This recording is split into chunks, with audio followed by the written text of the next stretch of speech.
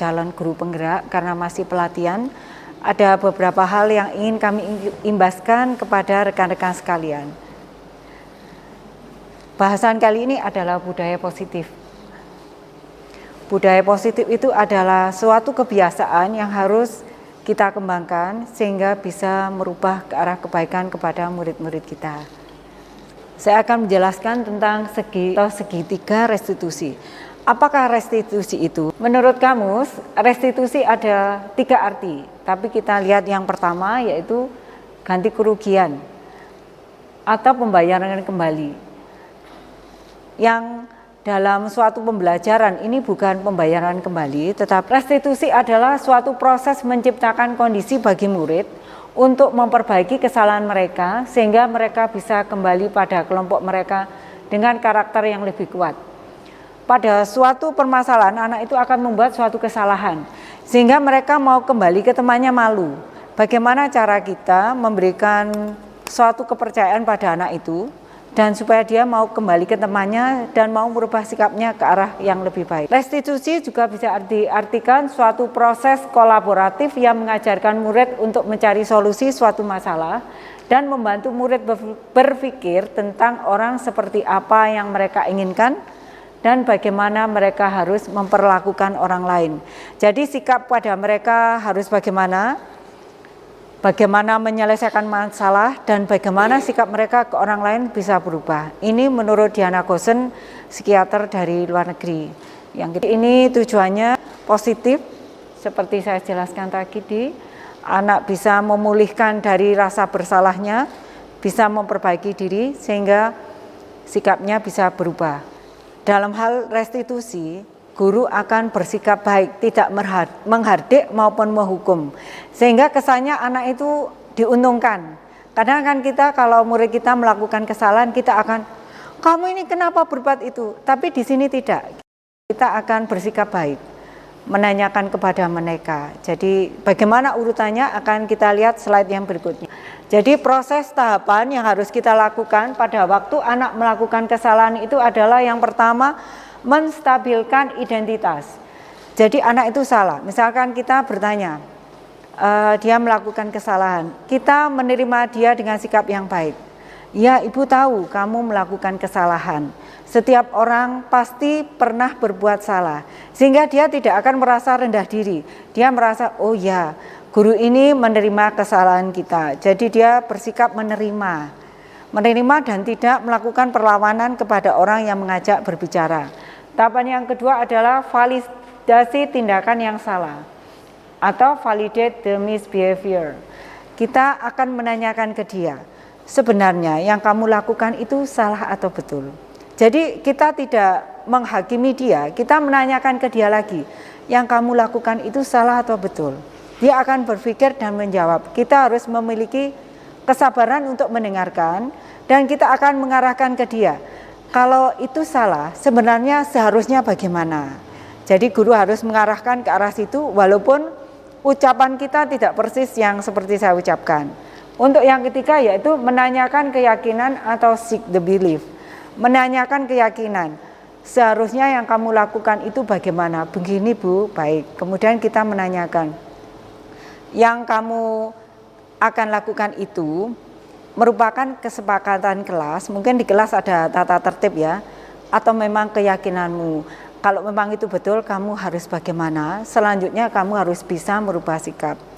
Dan apabila melakukan suatu kesalahan, otomatis sebagai guru kita harus menganjurkan kepada anak itu untuk meminta maaf kepada orang yang telah dia beri suatu hal yang kurang menyenangkan.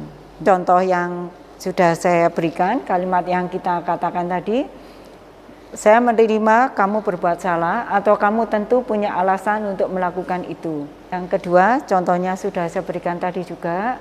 Jadi tiap perilaku itu pasti memiliki alasan. Anak berbuat salah ada alasannya. Dan dia melakukan sebenarnya adalah ini, karena kebutuhan dasarnya tidak terpenuhi. Apakah kebutuhan dasar itu? Yang pertama, kebutuhan untuk bertahan hidup. Anak sekolah datang terlambat, dia mengantuk. Oh, mungkin ada sesuatu. Ternyata dia belum sarapan dan kondisi lapar. Berarti kita tidak harus memarahi dia, harus mencari dulu alasannya. Yang kedua, kasih sayang dan rasa diterima. anak pada waktu datang ke sekolah dalam lingkungan keluarga yang broken home ya, biasanya penerimaan pelajaran maupun sikapnya beda dengan temannya. Ada lagi yang ketiga, kebebasan atau freedom. Ini berhubungan dengan cara kita memberi keleluasaan dalam mengajar maupun keleluasaan di rumah. Kita harus melihat masalahnya dulu. Yang keempat adalah kesenangan atau fun. Jadi kalau seandainya dalam pengajaran guru mengajar monoton atau tidak menyenangkan, kita harus bisa merubah cara mengajar kita. Yang keempat adalah penguasaan atau power. Anak yang dari keluarga yang kurang mampu atau kemampuannya kurang biasanya minder. Kita tidak harus selalu memarahi dia, kita harus juga melihat kebutuhan dia. Ketika kita menanyakan hal apa yang harus dia lakukan yang terakhir. Ini contoh yang saya terangkan tentang segitiga restitusi. Jadi digambarkan 3 ini ya. Yang pertama, menstabilkan identitas. Kita menerima kalau anak itu melakukan kesalahan pasti ada alasannya.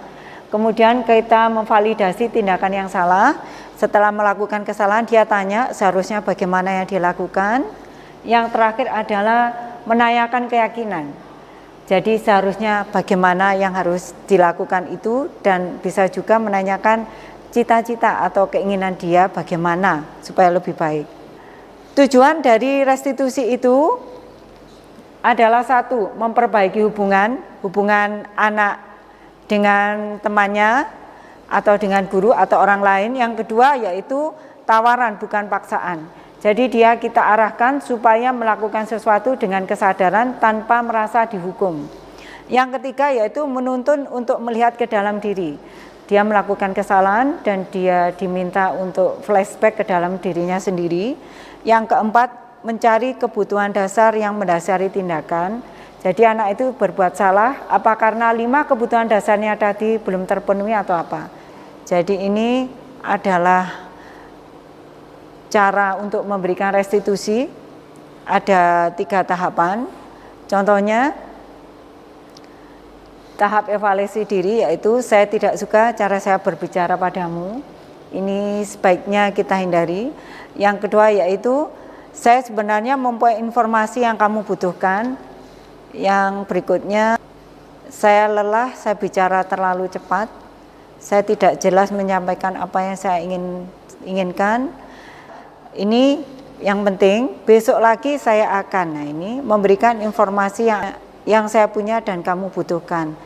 Jadi ini adalah hal akhir yang akan kita lakukan. Restitusi tujuannya pada karakter bukan tindakan hukuman. Jadi perubahan karakter yang dimiliki anak. Berikutnya adalah menguatkan. Berikutnya lagi fokus pada solusi masalah bukan pada hukumannya. Yang terakhir yaitu mengembalikan murid yang berbuat salah pada kelompoknya. Bagaimana dia memperbaiki kesalahan dan bisa diterima oleh rekan temannya. Contohnya ini adalah Mario dan Adi pada jam istirahat saling melempar makanan. Nah, kemudian ada Ibu Dina yang lewat dan terkena lemparan makanan itu. Setelah mendengar ini, Pak Jokonya mewawancarai anak-anak. Jadi tidak langsung memarahi, ditanya dulu, ada apa tadi? Mario dan Adi menjelaskan kejadiannya. Ini contohnya, Adi, ada informasi yang mau kamu tambahkan setelah menceritakan.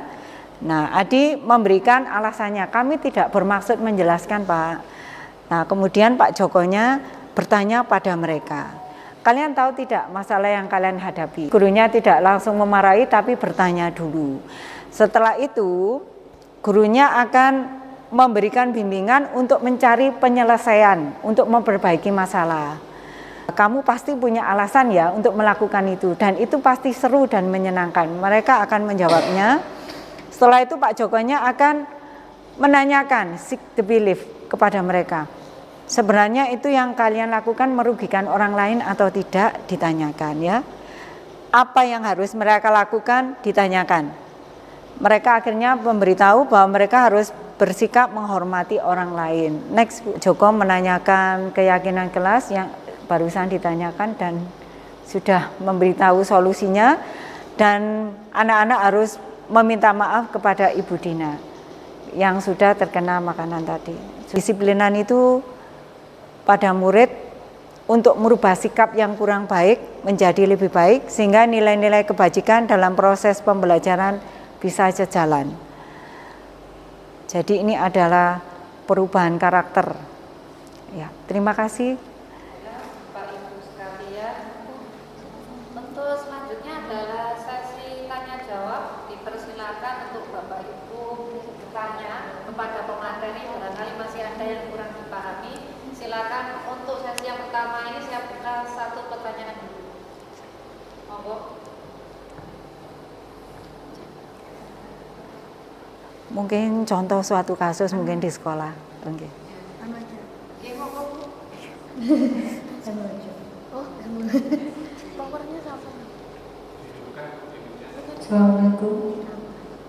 Assalamualaikum, nama saya Devi.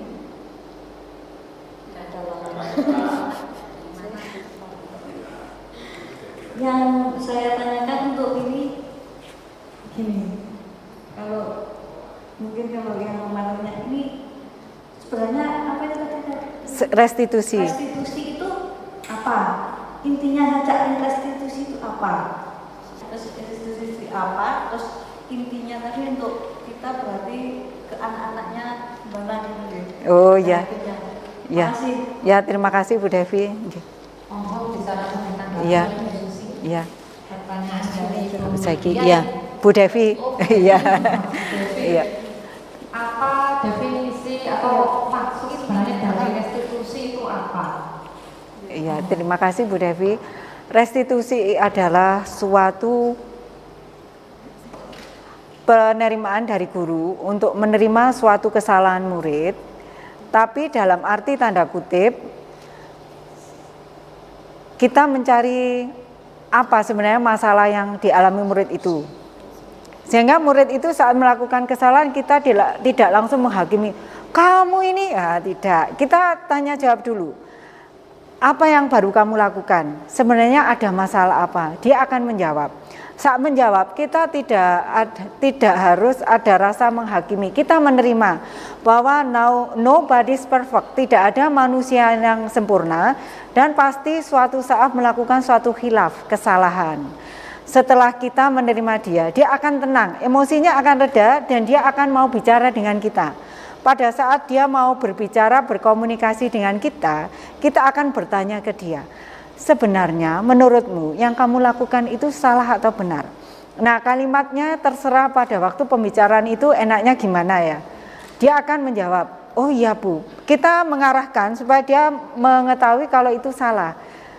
Pada saat dia mengakui kalau dia salah, kemudian kita akan mengarahkan, seharusnya kalau kamu melakukan sesuatu itu kamu anggap salah, kamu perlu tidak meminta maaf kepada orang yang telah kamu beri kesalahan, dan dia akan memberikan responnya. Saya yakin semua anak akan menjawab, iya Bu, seharusnya kami harus meminta maaf. Nah, setelah itu, setelah kita menanyai dia apa yang harus dia lakukan, kita harus menanyakan juga ke depannya bagaimana seharusnya yang harus kita lakukan. Pasti dia akan jawab, seharusnya kita lebih baik begini, dan kita juga harus mengarahkan cita-cita harapan ke depannya untuk dia dan untuk teman-temannya itu bagaimana. Saya rasa itu, jadi intinya adalah menerima kesalahan yang diperbuat oleh seseorang dan kita harus mengarahkan dia untuk merubah karakter yang lebih baik. Ya, terima kasih. Terima kasih. Saya rasa cukup untuk materi hari ini. Selamat siang. Wassalamualaikum warahmatullahi wabarakatuh.